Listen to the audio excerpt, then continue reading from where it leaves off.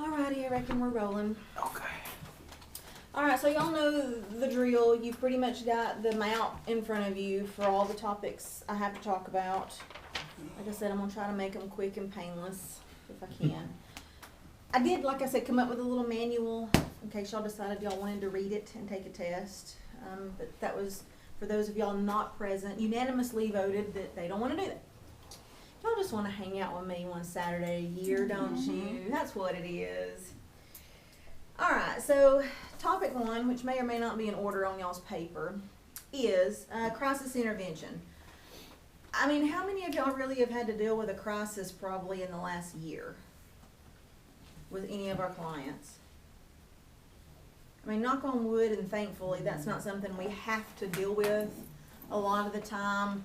That's our level of care. If we worked at a different type of setting, you know, because they have to be mentally stable for the most part to come here in the first place. But if we worked at a different level of care, this would probably be a more significant issue that we would cover in a lot more detail. I want you guys to have the basics of what to do if the event arises, because I mean, we all know sometimes it does, but like I said, I'm going to try to cover it pretty quickly. So, I mean, the definition of a crisis is when somebody experiences an event or a situation, and to them, not to you, not to their brother, not to their cousin, not to anybody else, but to them, on that particular moment, on that particular day, because their perception may change between one day to the next, of something that they just can't deal with. It exceeds their ability to cope. It exceeds their resources, they get overwhelmed, and that's what makes it a crisis to them, is because they don't think they have the ability or the capability to handle it. And like I said, their perception of that could change by the day. You know, it just depends on what kind of mood they're in a lot of the time.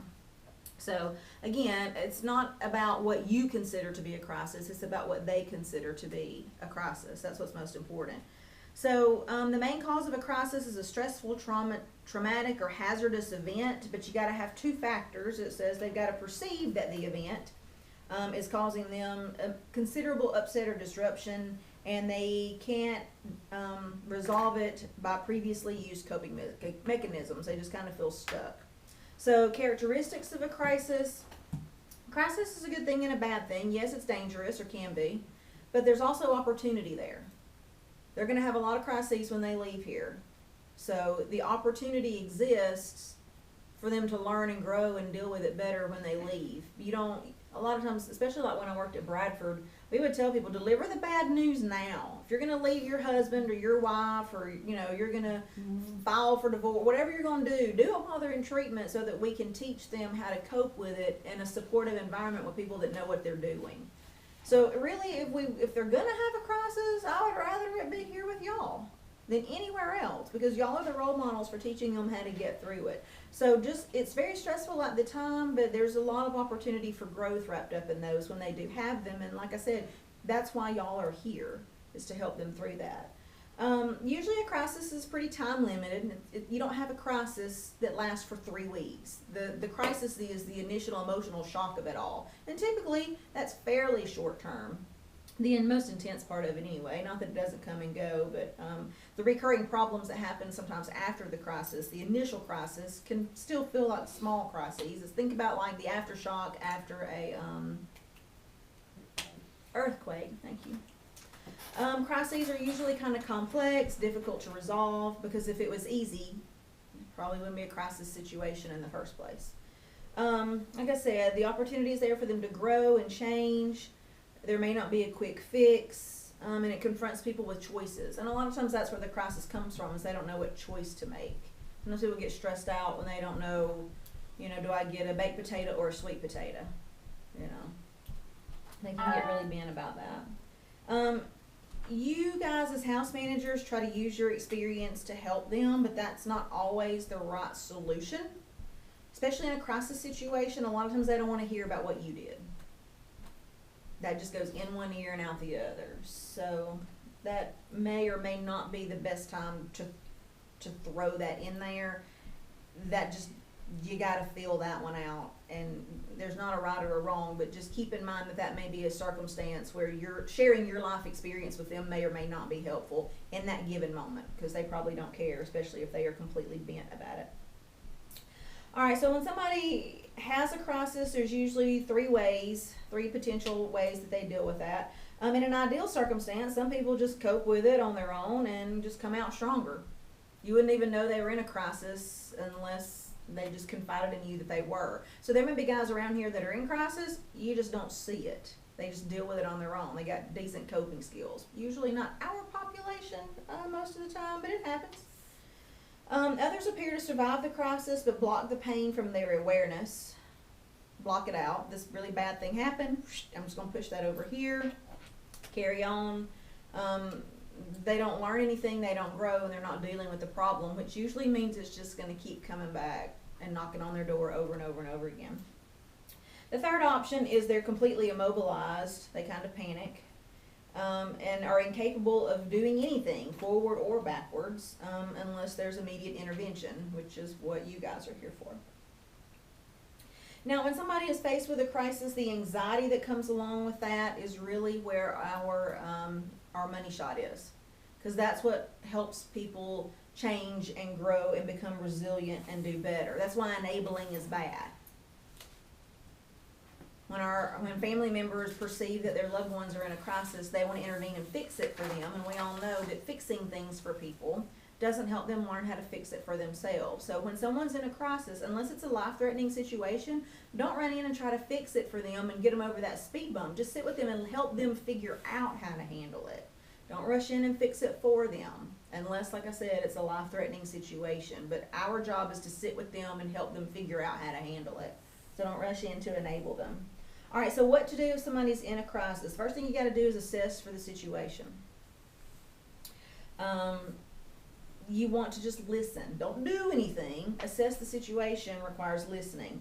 You got to determine how severe is this crisis. Is this sweet potato versus baked potato?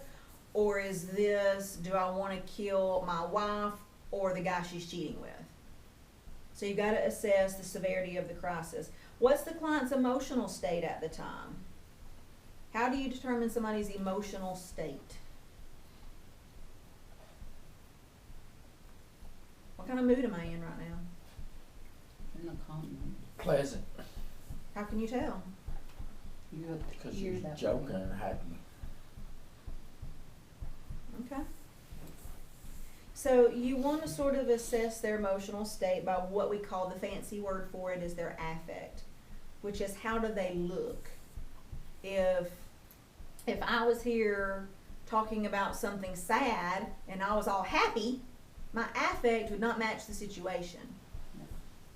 So you want to look at how they look. Look at their behavior. What are they doing?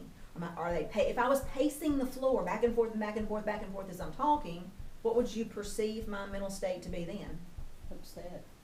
Yeah, or nervous, Mm-hmm. you know. Anxious. Yeah, if I'm struggling to breathe, if I'm kind of zoned out, I wouldn't look probably well. Cognitions is another thing, which is their thinking. Is my thinking rational, logical? Am I making sense? Am I, or am I talking completely out of my head? And then, of course, you want to assess for safety, which probably should be the first one on the list. Are there any safety concerns? Are there weapons, guns, knives? Are they holding a gun in their hand or something like that? So are their fists balled up? So you want to assess for safety. What's around in the room that they could grab to kill themselves or you or anybody else with in the moment? And all this happens within a matter of minutes. So you got to be real quick at assessing somebody's mental state. But that's how you do it. So the second thing that you do in a crisis is just listen.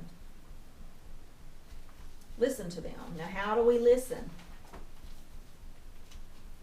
With their ears, with their eyes, with their body. Mm-hmm. It's like I can tell most of y'all are listening because you're not talking when I'm talking. You're not asleep. You're making eye contact with me. You're taking notes. You're responding to my questions. Did I say eye contact already? Like you're looking at me. Did I say that one? So we want to listen. So you just listen. Now, the thing with listening is you don't want to be completely silent. Like, you could stare at me the entire time I talk today, and I'm still not going to be 100% convinced that you're listening. You can stare at me and be thinking about the football game today.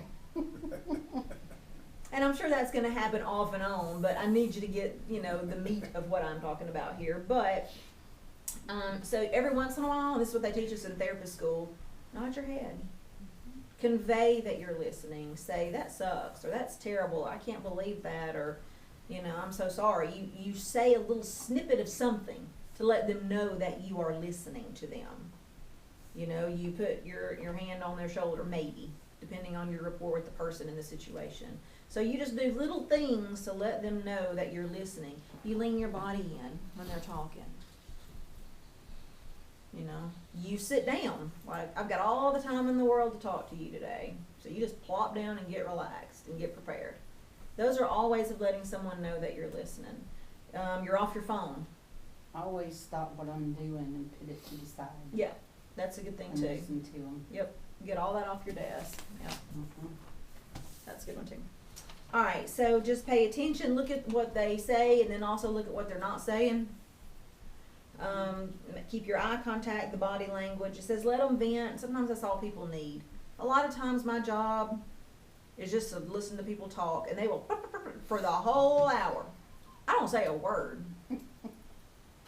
Don't say a word. And then they leave and they just think I'm so great. I'm like, okay, didn't do a thing. So most of the time that's all people need to do. Don't try to change the way they're feeling.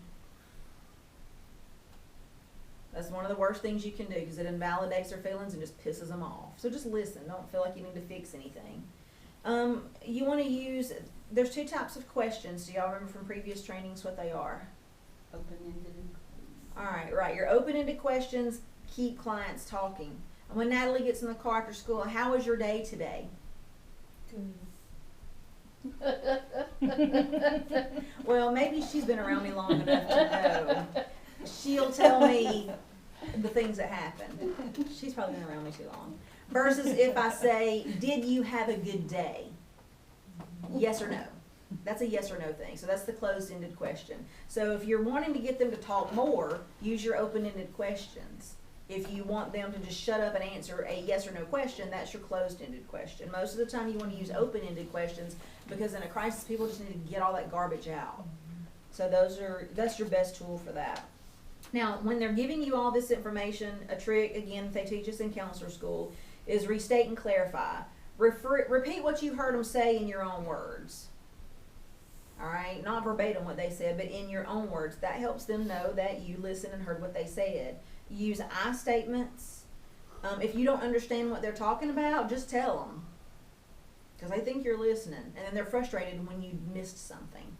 So it's good to say, wait, I didn't quite catch that part of it. Help me understand that a little better. I don't know what you mean. It's okay to say that in the moment because if you just let it rock on and then they have a pop quiz for you at the end to make sure you were listening and you have no idea what they were talking about or you get it wrong, they're just going to get pissed off all over again. Because you wasn't listening to Right. them. So just make sure that if you don't understand something, stay right there with them and then just ask them, wait, hold up for a second. I didn't catch that. What are you trying to say?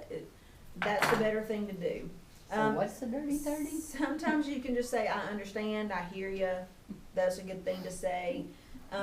Focus on the behavior and not the client. Just try not to be judgy about people. It's kind of like, you know, you can talk about, like Shane. Shane can talk about his mom and gripe about her all day long, but the minute I do it, It's wrong. party foul, no cool, do not do that. So try to, if he's bitching about his wife and she's cheating and don't say, yeah, she sounds like a bitch. Don't judge the person that they're angry or upset with. Talk about the behavior. Does that make sense? Because then they're just going to get wanting to defend who they're mad at in the first place. If they say something good, point it out. Well, that's a healthy way of looking at it. Well, that was a really good decision. Anything that they're saying that you can find that's positive, it's positive reinforcement, just point that out. That gives them a sense of control over their behavior, their options, the situation, instead of feeling helpless and powerless. So use that.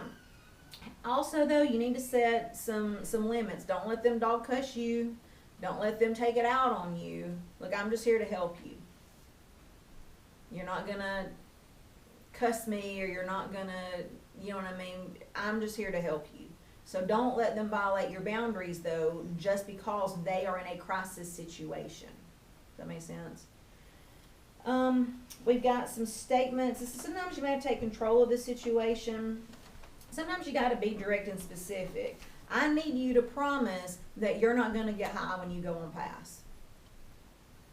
Or kill your wife when you go. I need you to promise me you're not gonna do that. Sometimes you just got to be very direct and confrontive to kind of help reel them back in a little bit too. That's another strategy. It says establish an environment that provides individuals with psychological first aid. That's kind of what we do. We establish safety, we reduce stress-related symptoms, we provide rest, recuperation. We just let people know we're here for them. So it's one of the best things you can do. All right, so when you're listening and talking to some of these folks, you want to define the problem. Make sure you understand it from their perspective. So you think your wife was cheating on you since you've been in treatment. Ensure their safety. You know, do you think about hurting her, somebody else, yourself? Provide support. That really sucks. What can I do to help you? Look at the alternatives. Ask them who cares about them and who cares what happens to them. Okay, well, your wife, she may not be acting herself right now, but besides her, who else cares about you and how about this situation? Well, my kids care. Okay, so find out who else cares besides the one person that they're focused on.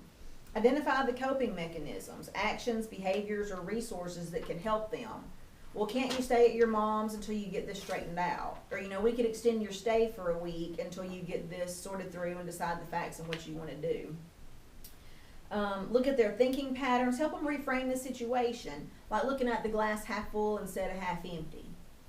You know, well, you're not happy with her. You haven't been happy with her in a long time. Maybe this is, you know, an answer, you know, to a problem that you've been talking about for a really long time. You've been saying you're not happy and you want it to end. Maybe this is your opportunity. So try to find a way to reframe it to something maybe more positive without minimizing or dismissing, obviously, the severity of the situation. Well, you know, well, look at it this way. You can just go live it up now. Probably not the best approach, but if they had already said they were not happy. Help them make some plans. What do we need to do? What steps do we need to take? Well, I probably need, you know, to call my lawyer. I may need to call somebody and call the neighbor and see if they saw somebody at the house or something like that. Help them sit and make plans about what to do and how to handle the situation so they can cope with it. Remember, it's not going to get fixed today. I have to tell clients on a regular basis, we're not going to fix this today. This is step one. So, and don't feel pressured to have to fix it today. And you can ask them, what's something you can do right now to solve the problem? What can we do right now? That's a baby step. So you want to guide them to resources, solutions.